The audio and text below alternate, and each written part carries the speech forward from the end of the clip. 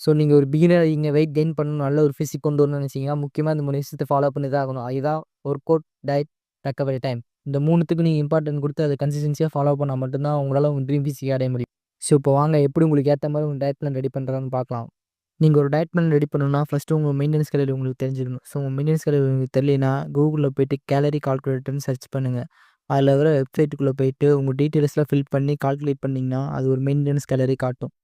So இந்த maintenance gallery accurate உங்க maintenance கேலரின்னு சொல்ல முடியாது. அந்த மெயின்டனன்ஸ் கேலரி எடுத்துட்டு 1 ஆர் 2 வீக்ஸ் நீங்க அந்த மெயின்டனன்ஸ் கேலரி ஃபாலோ பண்ணி உங்களுக்கு வெயிட் இன்கிரீஸ் ஆகுதா, டிக்ரீஸ் ஆகுதான்னு கண்டுபிடிச்சீங்கன்னா, உங்க மெயின்டனன்ஸ் கேலரி கண்டுபிடிச்சிடலாம். ஸோ மெயின்டனன்ஸ் கேலரிலேருந்து 500 கேலரி அதிகமா சாப்பிடணும். அது பேர் தான் கேலரி சர்ப்ளஸ்ன்னு சொல்லுவாங்க. ஸோ எக்ஸாம்பிளுக்கு மெயின்டனன்ஸ் கேலரி 2000 இருந்துச்சுன்னா 2500 கேலரி நீங்க அதிகமா சாப்பிடணும். ஸோ மெயின்டனன்ஸ் கேலரி கண்டுபிடிச்சாச்சு. இப்போ மெயின்டனன்ஸ் புரோட்டீன் எப்படி கண்டுபிடிக்கிறதுன்னு பார்க்கலாம். ஸோ உங்க body weight into 2 gram of protein நீங்க எடுத்துக்கணும். அதாவது உங்க பாடி வெயிட் 50 கேஜினா 50 KG into 2 100. So 100 gram of protein நீங்க டெய்லி எடுத்துக்கணும்.